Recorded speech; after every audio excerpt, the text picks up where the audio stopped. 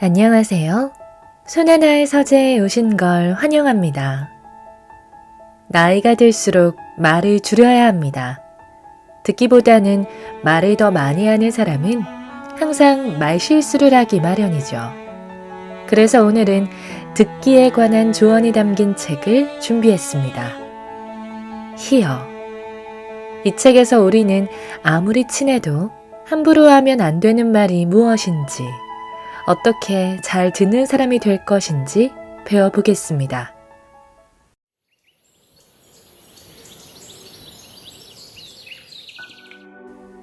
나도 알아요 라고 말하지 마세요.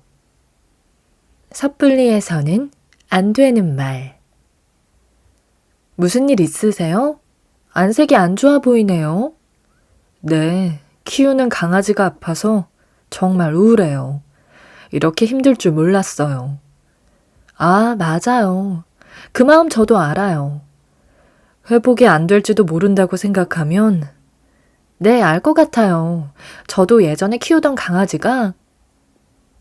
이 대화는 특별히 문제 없어 보입니다. 하지만 조금 위화감을 느끼는 사람도 있습니다. 나도 알아요는 상대에게 다가가려는 마음이 앞선 나머지 자신도 모르게 튀어나오는 말입니다. 하지만 잘 들을 줄 아는 사람은 나도 알아요 라는 말을 절대 하지 않습니다. 왜냐하면 상대의 심정을 알 리가 없기 때문입니다. 오랜 친구 사이라면 몰라도 특히 이제 막 신뢰관계를 쌓아가는 단계에서 섣불리 하기에는 위험한 말입니다. 상대가 마음의 문을 서둘러 닫을 수도 있기 때문입니다.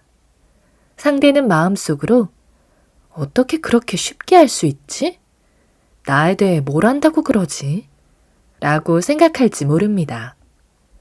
또한 저도 예전에 라며 자신의 이야기를 꺼내는 것도 좋지 않습니다.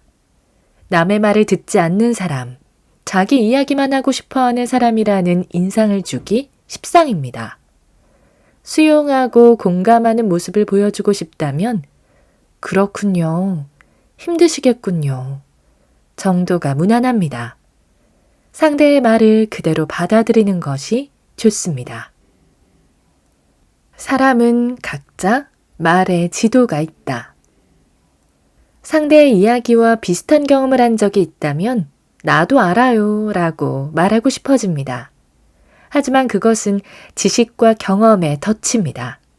내 나름대로 상상이 간다는 정도로 해야 정확할 것입니다. 그럼 질문을 하나 하겠습니다. 당신은 반려동물이라는 단어를 들으면 무엇이 떠오르나요? 자신이 기르는 개나 고양이의 모습인가요? 아니면 반려동물과 함께했던 추억인가요?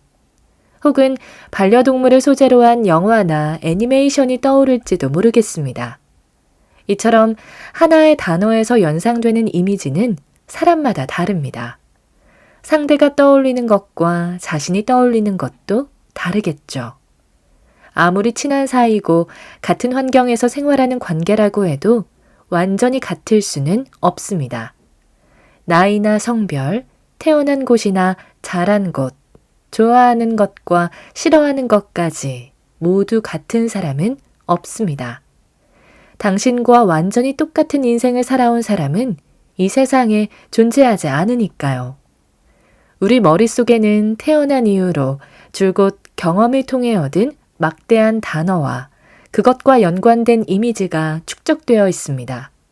그것을 말의 지도라고 합니다. 그리고 대화를 나눌 때는 상대의 말을 자신이 가진 말의 지도에서 선택하여 이미지화합니다. 다시 말해 상대의 말을 자기 나름대로 번역하여 이해하는 것입니다. 그런데도 다음과 같이 쉽게 맞장구 칩니다. 당신 마음이 어떤지 잘 알겠어요. 무슨 말이 하고 싶은지 잘 알겠어요. 우리는 상대를 이해한다는 말을 쉽게 하지만 어쩌면 잘못 해석할 가능성이 있습니다. 이처럼 말의 지도가 서로 다른데도 상대의 이야기를 100% 이해한다고 여기는 것은 잘못된 생각입니다. 상대를 알고 있다는 생각을 버려라. 친한 사이일수록 잘 알고 있다는 착각으로 인해 문제가 일어나기 쉽습니다. 오래 사귄 사람일수록 상대를 잘 알고 있다는 착각에 빠지기 마련입니다. 이야기를 끝까지 다 듣지도 않고 알겠다는 식으로 도중에 이야기를 끊어버릴 때도 있습니다. 당신은 연인이나 자식과 같이 소중한 사람들이 좋아하는 것과 싫어하는 것, 하고 싶은 일과 하기 싫은 일을 100% 안다고 장담할 수 있나요? 그렇지 않을 겁니다. 저도 제 아이를 100% 이해하지 못합니다. 듣는 사람은 상대를 100% 이해하지 못한다는 전제를 갖고 대화해야 합니다. 굳이 나도 알아요 라는 말을 해서 상대가 오히려 마음의 문을 닫을 수 있는 위험을 초래할 필요는 없습니다. 해결해 달라는 뜻이 아닙니다. 알려주고 싶은 마음을 억눌러라. 심리상담사는 상대가 안심하고 이야기할 수 있도록 항상 러닝이라는 키워드를 의식합니다. 티칭도 아니고 코칭도 아닌 러닝입니다. 잘 듣는 사람은 어떤 상대와 대화를 나누더라도 배우자라는 마음을 잃지 않습니다. 어째서 충고하고 싶어지는 걸까? 어째서 해결 방법을 묻지도 않았는데 가르치고 싶은 걸까? 어째서 자신의 의견과 다르면 고치고 싶어지는 걸까? 이런 심리는 상대와 관계에서 비롯되는 것입니다. 대화 상대와 상하 관계라고 생각하면 잘 듣지 못하는 사람이 됩니다. 예를 들어 상담할 때는 상담받는 사람이 아래이고 상담해주는 사람이 위라고 생각하기 십상입니다. 심리상담사로 일하기 시작했을 무렵에는 저도 그렇게 생각했을지도 모릅니다. 이런 심리가 작용하면 상대를 자기 아래로 보게 됩니다. 자신이 상대보다 위라는 의식이 없고 상대를 위한다는 마음뿐이어도 가르쳐준다, 해결해준다는 생각이 밑바탕에 깔려있기 쉽습니다. 말하자면 티칭이나 코칭을 해야 한다고 착각하는 것이죠. 상담이나 고민이 아니라도 상하 관계를 의식하면 자신도 모르게 러닝이 아닌 티칭이나 코칭을 하는 입장을 취합니다. 상사와 부하, 선배와 후배, 부모와 자식, 연상과 연하, 선생님과 학생. 이런 관계는 누가 정한 것은 아니지만 사회적인 통념상 횡적 관계가 아닌 종적 관계가 성립됩니다. 종적 관계에서 대화를 나누다 보면 아무래도 윗사람이 말하는 입장이 됩니다. 예를 들어 상사와 부하 직원의 대화에서는 상사가 오늘은 자네 이야기 좀 듣고 싶군 이라고 말해도 결과적으로 부하가 듣는 사람이 되기 마련입니다. 부하 직원의 이야기 중에 신경 쓰이는 부분이 있으면 태세가 바뀌면서 상사가 일방적으로 이야기를 주도합니다. 오늘은 부하 직원의 이야기를 많이 들었군 이라고 생각할지 모르지만 객관적으로 보면 상사가 말을 훨씬 더 많이 합니다. 부하 직원의 이야기를 귀담아 들었다고 할 수 없습니다. 수직 관계라 해도 대화를 나눌 때는 대등하게 생각해야 합니다. 잘 듣는 사람이 되고 싶다면 자신이 조금 아래에 있다고 생각해야 합니다. 가르쳐 줄래요? 가르쳐줘서 고마워요. 이 두 가지를 의식하고 대화하면 상대는 안심하고 이야기할 수 있습니다. 대화의 주인공은 어디까지나 말하는 사람이라는 사실을 잊지 말기 바랍니다. 잘못했더라도 일단 들어줍니다. 상대를 심판하려 들지 않는다. 인터넷 뉴스나 텔레비전 뉴스에는 가끔 유명인의 불륜이나 유튜버의 민폐 기사가 나오기도 합니다. 이런 뉴스를 듣고 나하고는 상관없는 일이라고 생각하는 사람이 있는가 하면 용서할 수 없다며 격분하는 사람도 있습니다. SNS나 인터넷 댓글에는 사죄하라, 활동 중지하고 자숙하라 와 같은 분노의 글들이 넘칩니다. 그냥 지나치지 못하고 잘못에 대해 한마디씩 거듭니다. 하지만 이런 마음 씀씀이는 신뢰관계를 쌓기 위한 대화에서 듣는 사람에게 부정적인 요소로 작용합니다. 심리상담사는 내담자의 어떤 이야기도 평가하거나 심판하지 않습니다. 상대의 이야기에 자신의 논리나 상식, 가치관을 잣대로 들이대며 잘못이라고 지적하거나 바로잡으려 하지 말아야 합니다. 일반적인 상식에 어긋날지라도 일단은 그대로 받아들이는 것이 좋습니다. 심리상담사는 자신의 논리나 상식, 가치관 등을 배제하고 내담자의 이야기를 듣습니다. 그렇지 않으면 상대의 이야기를 제대로 들을 수 없을 뿐만 아니라 간섭하고 싶어지기 때문이죠. 예를 들어 불륜 상담을 받는다고 생각해 봅시다. 일반적인 통념상 불륜은 나쁜 것입니다. 더구나 당사자가 지인이라면 자기 일처럼 심각하게 받아들이기 마련입니다. 그렇군.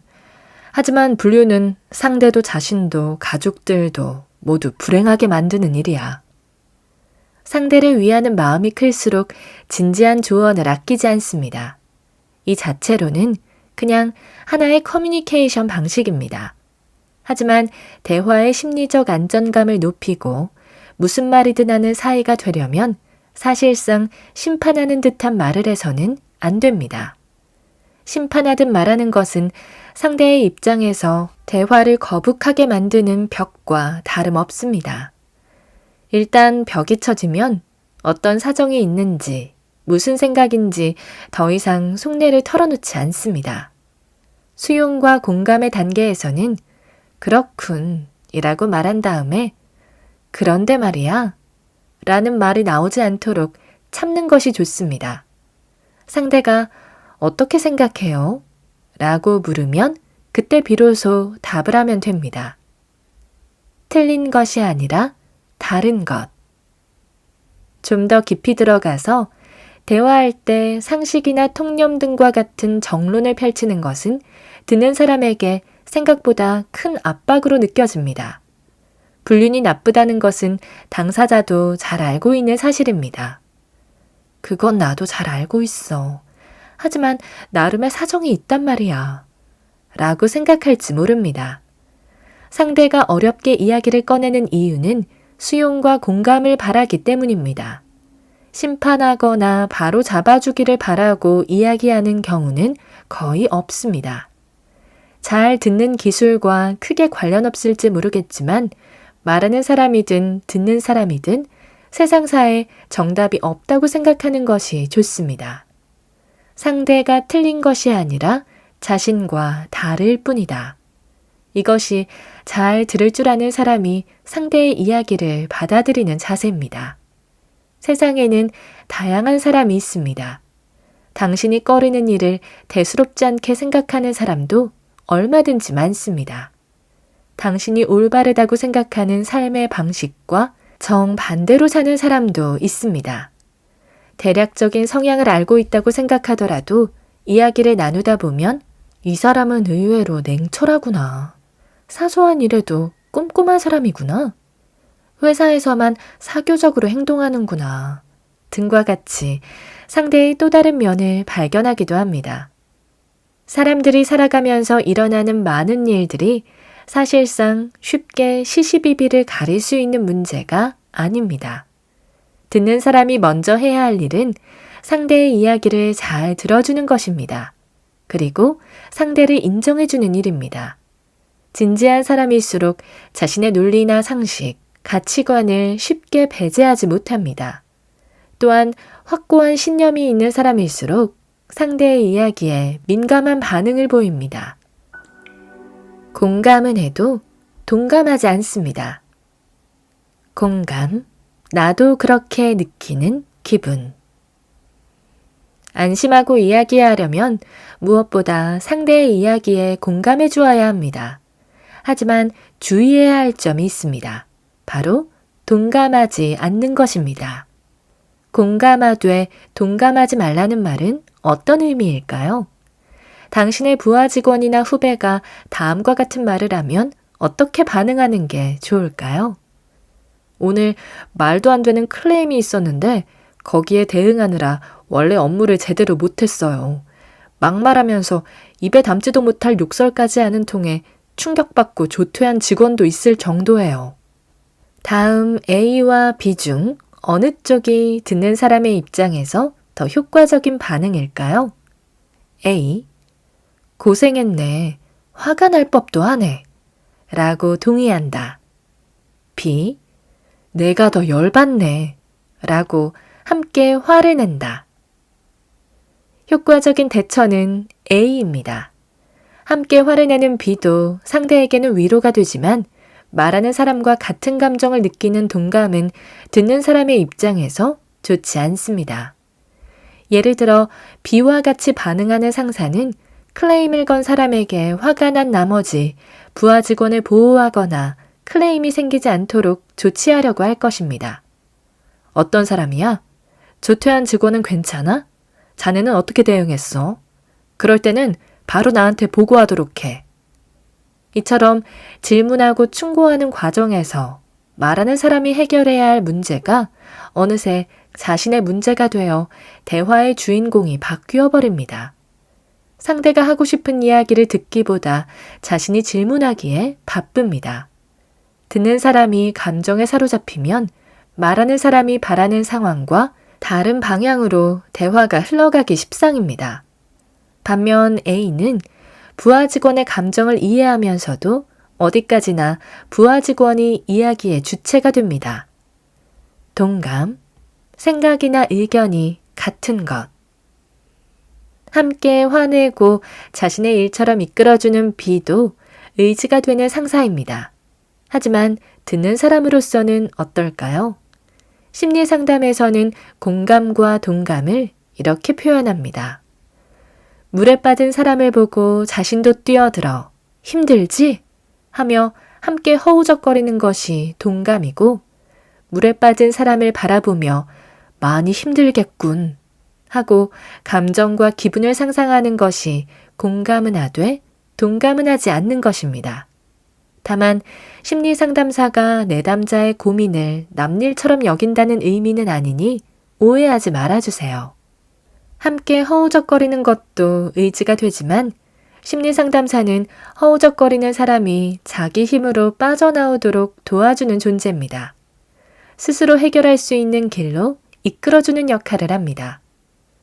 동감하는 상사가 부하 직원에게 좋지 않은 이유는 문제를 스스로 해결하는 습관을 익힐 수 없기 때문입니다. 상사가 자꾸 궁금한 것을 질문하고 충고만 하려 들면 대화의 심리적 안정감이 낮아집니다. 상사가 대화를 주도하면 일이 쉽게 풀릴지는 몰라도 부하 직원 입장에서는 하고 싶은 말이 있어도 하지 못하게 됩니다. 문제나 고민거리가 생기면 곧장 상담사를 찾는 상담 쇼핑에 빠진 사람도 있습니다. 이것은 스스로 문제를 해결하지 못하기 때문입니다. 무거운 이야기일수록 동감하기 쉽지만 잘 들어주는 사람이 되려면 공감하는 정도에서 멈추는 것이 좋습니다. 이야기하는 사람에게는 상대가 공감하는 것만으로도 충분합니다.